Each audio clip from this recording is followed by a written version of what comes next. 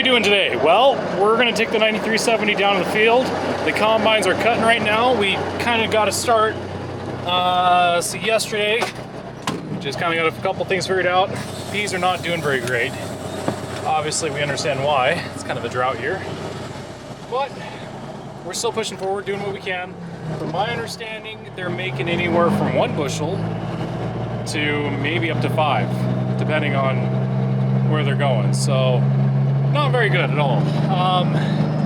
But they do have 1 truck full, and that's in the yard, and I gotta set the auger up. And then the other truck they just said is ready to go. So I'm taking the 9370. I love this truck, by the way. Taking it down there to them, gonna swap, bring it back, and then I'm going to set the auger up and unload those other trucks. Now you're probably like, well, why didn't you get those trucks unloaded sooner? I've been busy. Busy doing a lot of other stuff. And Nick is out spraying some chem fallow because it needs to be sprayed. So we're all just doing our stuff. But yeah, things are happening. By the way, I love this sound.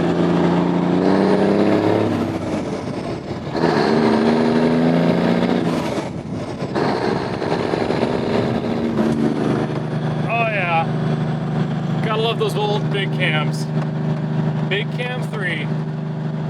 Those and the N14 Cummins were probably one of the best engines ever produced by Cummins. But a lot of guys will disagree. I just think they're pretty bulletproof. They've got a lot of miles on them. They run pretty good. They have their flaws just like any other engine, but I like them.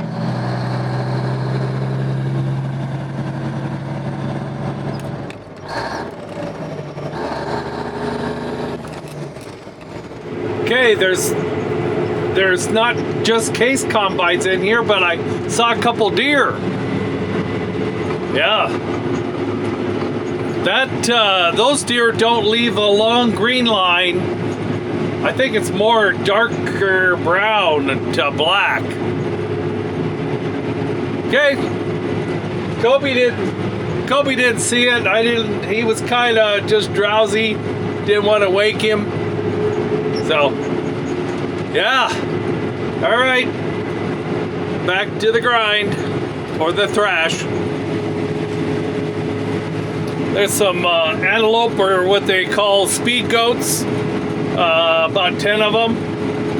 And so, I guess I am in the land where the deer and the antelope play. What do you have to say?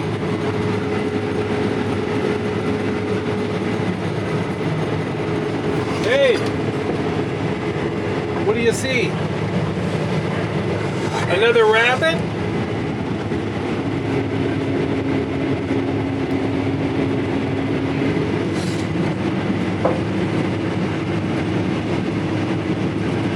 That's intensity. All right, didn't let him go though. All right, this has been cut. Oh, it's so sad. So sad. So it's got pods still on the plant, but here's the problem. We can't cut low enough to catch those pods. We don't have flex drapers, and they would catch quite a bit of it. Don't get me wrong, it'd catch quite a bit. But we can't afford that. Flex drapers are way out of our ballpark. And these headers that we're running, they're doing okay. But I just want to give you an idea. That's cut.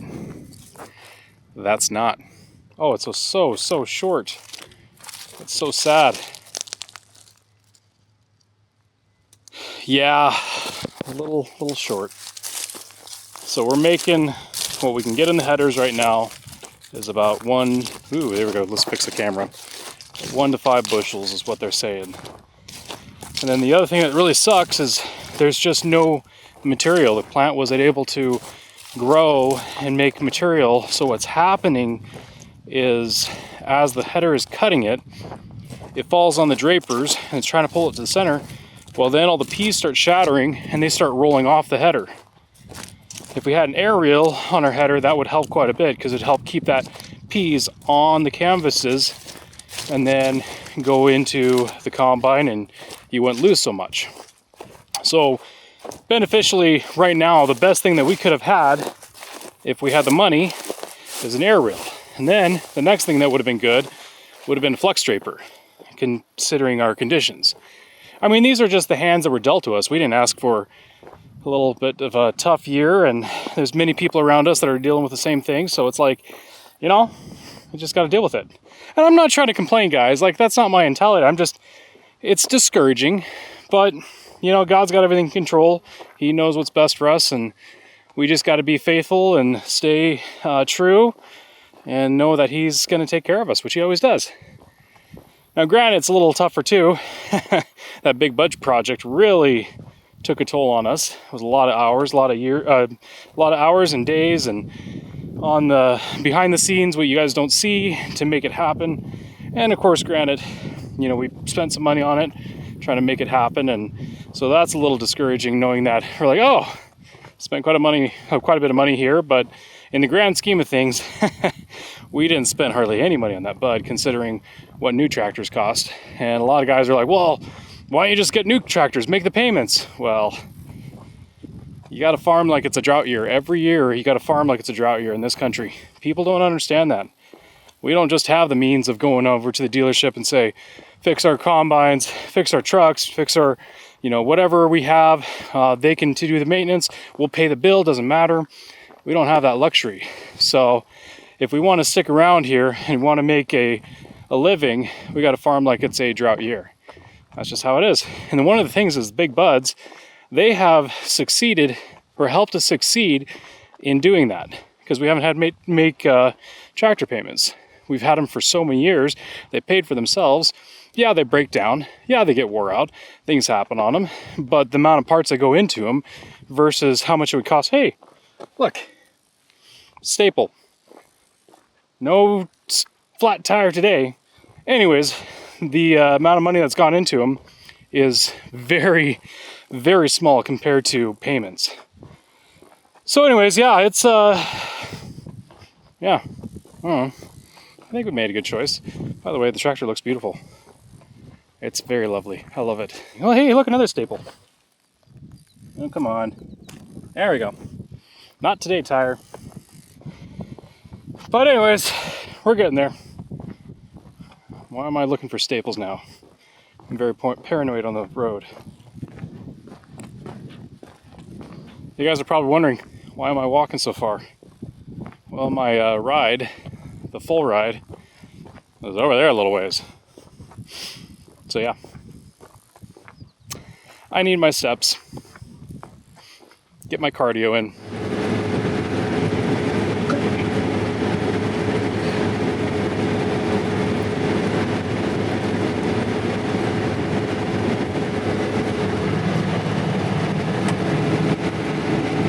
Okay, finishing, just about ready to finish up another field. Brandon's in the B-spine. He's staying in there because we threw him a big lunch.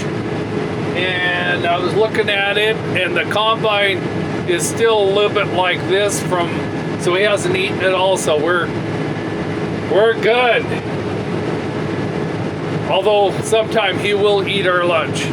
You know, my brain doesn't shut off. Just think about all sorts of stuff. Mainly mechanical stuff, but if you want to succeed, you can't be relying on other people to help you with that. You can't expect other people to make your success. And the thing is, to grow, to get stronger, to become more, you have to push yourself. And there's going to be days that it's no fun. But when you do that and you apply yourself with whatever gifts that you've been given, you amplify those gifts, you're going to get good at it. And then pretty soon, you're going to start seeing fruits of your labor. And it wouldn't just be fruits of your labor of material things, but more of like in here, what you're made of, what you can do. You get a confidence level in you. So don't be lazy. Lazy people, we all know lazy people, they don't want to do anything. They want to hand it to themselves. They want people to provide for them. And the thing is, the world doesn't owe you anything. What right do you have to anything? Everything that you have is a gift. And you need to take that gift, and each day you got to realize that gift is a blessing. and I'm going to use it to the best that I can. I'm going to make it mount to more than I am right now. If you have a family, you need to make sure that your priorities are straight, that your family is the priority. By the grace of God, you do what you can. And you will fall, you will fail, you will make mistakes. But the beauty about that is you hit ground zero at some point, you're only going to get better if you keep pushing. So being discouraged can be okay, because then you realize how bad it could have been, or how bad it was. And then you're like, hey, well, it can't be any worse than that. You know, it's going to be better from now on, so. All right, I'm at the truck, see? And I've got the old Peterbilt, yeah, with the Mauer trailer. Old trusty. Oh yeah, she's pretty. She definitely smells like mice. Mice found their way in here. Nasty critters.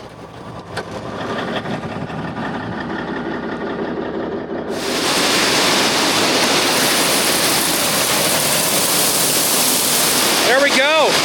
First load of crop 2025 going in the bin. And it took a while to get that load. It took a while. There are not going to be a lot of peas. We're definitely not going to fill that bin, unfortunately.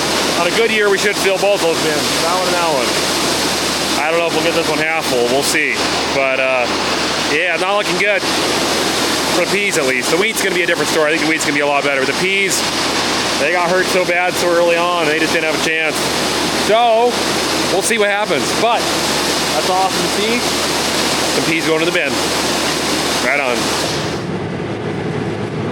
Will we meet or just combine together?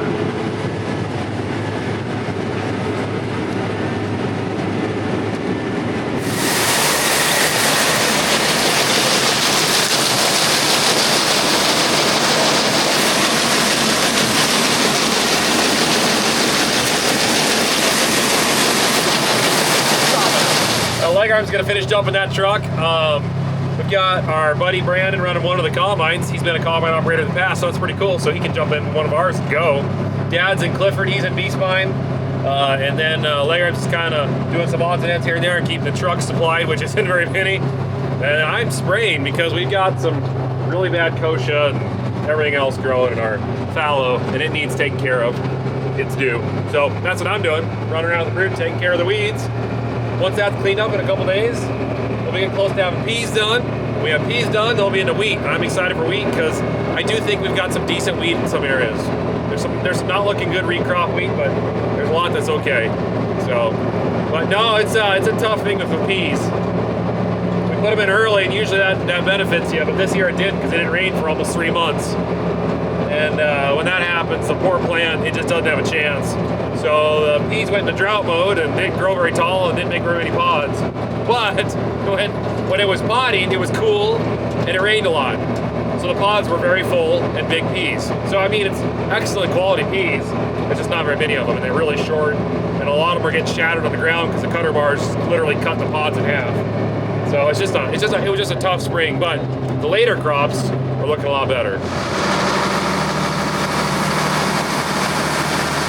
The old blue pea here, it had a bad throw bearing and a really bad clutch, and it needed a bunch of work and we didn't have time to do it. So we took it to a shop, they put a new throw bearing, new clutch, and resurfaced the flywheel on it. And then I installed some sweet plastic fender guards, flares, covers, whatever you want to call it, protect that trailer and that cab. It should have been on there a long time ago. So it got a little bit of love. We don't leave that truck out all the time and ignore it. We give it a bone or two every now and then. What do you think, Maverick? Huh? Are you gonna run it? That's okay, you can run it. I don't want to run it, you can run it. You know what, second thought, I want to run it. I'm gonna run it, not you. I'm running it.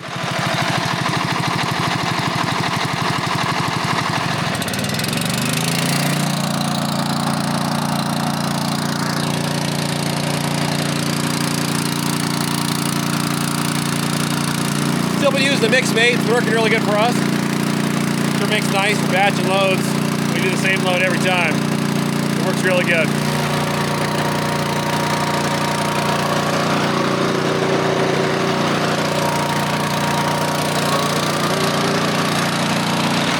Just dropped the truck off because I just emptied it. Nick's going to keep on spraying because that's what he's good at. He's the boss on the farm when it comes to spraying. In fact, he is the boss. I work for him. He just doesn't know that yet. Just don't tell him. Shh. Because I haven't told him to clean the shop for a while because his behavior's been really good. But I probably should yell at him pretty soon and say, hey, clean the shop. But yelling for him, you know, not nice like that. I gotta be brute force, you know. I gotta be the little brother that's big brother, you know. That kind of thing, yeah. But he was nice enough to start the truck for me. Look at that guy. He's swell. He's gonna get a gold star by the end of the day if he's careful. Oh, this truck has been a good truck to us for many, many years. Many years. This is the second semi we've ever owned. First one was that white Volvo. We still have them. Isn't that crazy? And this one's got the N14 Select in it, so it's not like a powerhouse. I think it's about 435 or 4 1/4 or something like that. But runs good. Fun fact, crazy how this happened. The engine that's in this truck, the N14, and the engine that's in our little tiny bug, which is an N14, we're on the assembly line, and they're, I think, 2 serial numbers off. How did we manage to get 2 engines that are like basically built right next to each other? I don't know. So if something happens with this one, we can pull parts from the other one. The other one happens, you know, we've done that before. We've actually taken injectors out of this truck to put in that other tractor for the time being because we had some injector failure and they couldn't get any injectors for the time being, so we made do. And we put it back in this truck once we got the new injectors for the bud, so. Crazy, but it works. You gotta make things happen.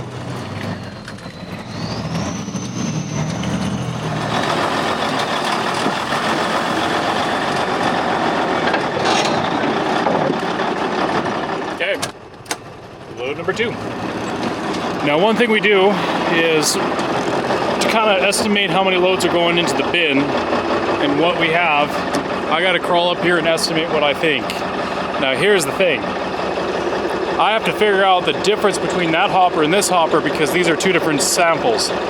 We have different landowners and we have different things we gotta keep separate. So what they did is they cut this one here on a different field and that on a different field. So I gotta make a mark. And so I'm gonna say, this is about 1,000 bushels on this trailer. I'm gonna say about 450 in the front and probably 350 in the back. Sounds about right.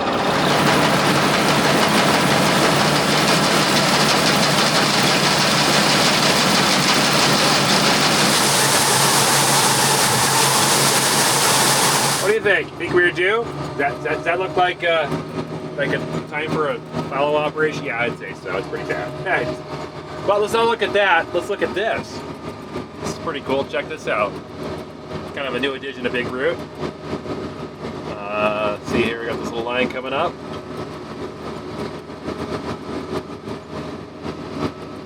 If you look right here, the feet's counting down. 165, 140, 130, 120, 100 feet, 90, 80, 60, 40, 30, 20. I'll slow the sprayer down a little bit.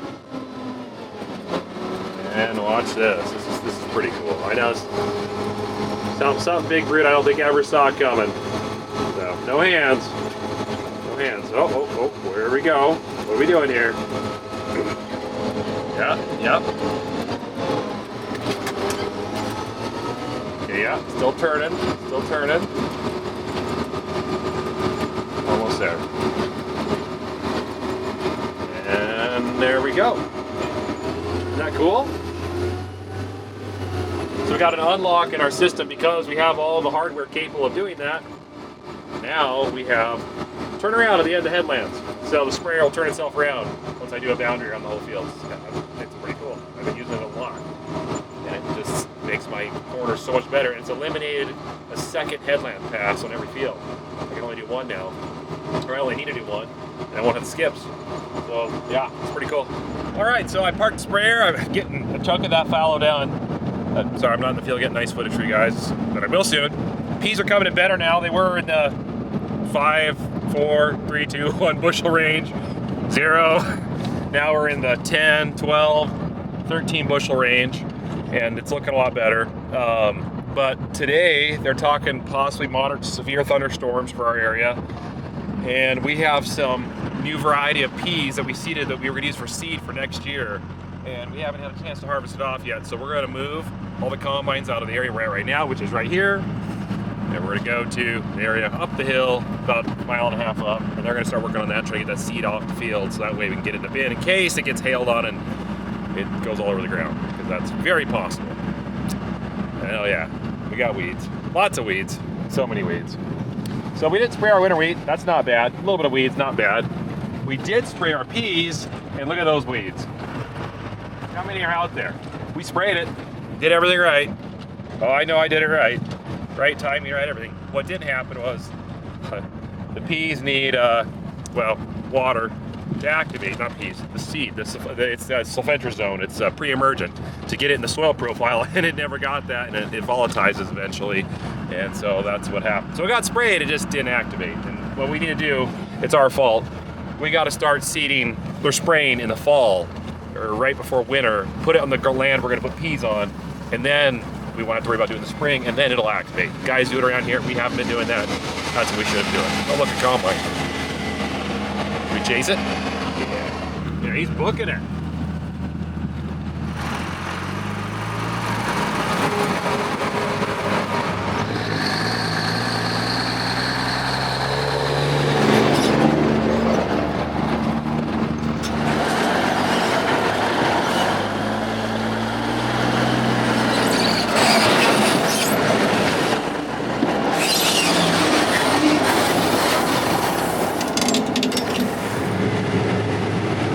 Mama and a doe. That's what we're trying to do here, is collect some doe this fall. I know you know what we doe. Is that so? Sorry. I'm gonna go with the flow. That was depression. We call it a water hole, but where the snow had melted. It was a little bit lower, had a lot more moisture, and it was up to almost 30. So that's what you need, I think, is water. Yeah, it's good to see that. Here's another little spot. And let's see, I cut through the one, and let's keep climbing. 31. Yeah, that's what it could be if it had got a little bit more water. Yeah, but I guess that's underneath the bridge. I gotta find that bridge and then bring it over here. Thought I'd just stop here and show you, that's some little bit of lens dirty there. Can't you keep the place clean? Oh, I can't even see myself. Oh, no, I should have just left it. All right, I was gonna just show you a little bit the height. Here's my hand. So it's up to right here in the bottom of the furrow, and the top, it's right at the top of my palm. And so if you look, we got the header pretty much just skimming the top of the ground. And what happens is these pods right here, the sickle comes right across like that and then chops them. Might be a little bit lower, but what happens then is they shatter and they bounce on the section. Let me show you here. These are the cutting sections. These are the guards, and they bounce and they land right across here, and they bounce. A lot of them bounce off. We're losing some, and then there's a place on the draper which is really, they can't help it because the draper has little ribs. So when it comes around and goes underneath and carries the crop, and then has to go back to the end, and then, you know, it's a conveyor belt going like that. They got to leave enough room so those you know, bars, stiffener bars, ridges on the canvas that help carry the crop, they don't hit. So there's about that much gap, and normally you don't have an issue when you have, you know, a little bit taller peas, but these peas aren't, and that's where they're falling, is right along that front edge of the cutter bar and the canvas draper, and they're falling through. And there's nothing you can do about it, because you've got to have that space, but normally they don't ride there. And as you can see, I've got loss. I mean, these peas here are about, surprisingly, they're running around 10, I suppose, in this area. Fortunately, we've had some rain, and they're ripe, and very little shattering. Normally, when these get dry, they shrink. And if they get wet again, when they're ripe, when they swell, and then when they shrink again by drying up, they get very stretched and they pop open like this, and they start shelling out. The peas start falling onto the ground. So, but the reason why this year it hasn't is because the pea pod, the individual peas are not that big. They're not bad, but they're just not big size. So there's a lot more shrinking that can happen before they stretch the pod. All right, I got to get going, so I'll catch you on the next commercial. Do you see the coyote? Right there. Yeah. Oh, yeah. That was a smaller coyote, and I think that he might have caught him, but oh, maybe not, you know. But anyway, he got his emotions worked up. Got the adrenaline going. He was kind of dozing along. He's not dozing anymore. Right, Kobe? See it? Oh, Roadrunner got away again with the coyote. That's okay, Kobe. It's fun to see one, isn't it? Well, first harvest thunderstorms rolling through. Oh, hello. Not a big one. I don't think there's gonna be any hail in it, but there'll be a little bit of rain. Looks like I got some lightning and some strong winds. They're gonna probably make one pass back up, shut down on our weedy field here. I know it looks horrible, but it'll be a better year. At least it's nice and green. It's a nice little beautiful water hole here. I like this spot. Oh yeah, well, I had to quit spraying because obviously that's coming. I don't want to wash any chemical off, so I figured, well, I might as well see what happened with the harvest crew, because it's kind of weird not being part of the harvest crew right now. That'll change real soon. As soon as we get all these peas, I'm going to be on board as soon as the spraying's all done. So, well, let's see what happens here. See if these guys get these combines back in time.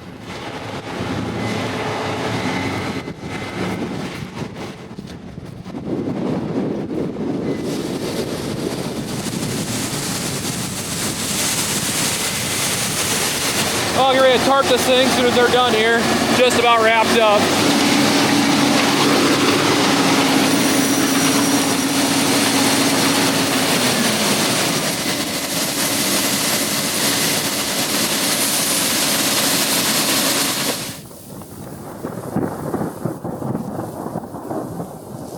Okay, well, that's all, folks. Doubt we'll be back tonight. That's probably going to stop us for the evening. But tomorrow, we're back at it, full force. Brandon's been great.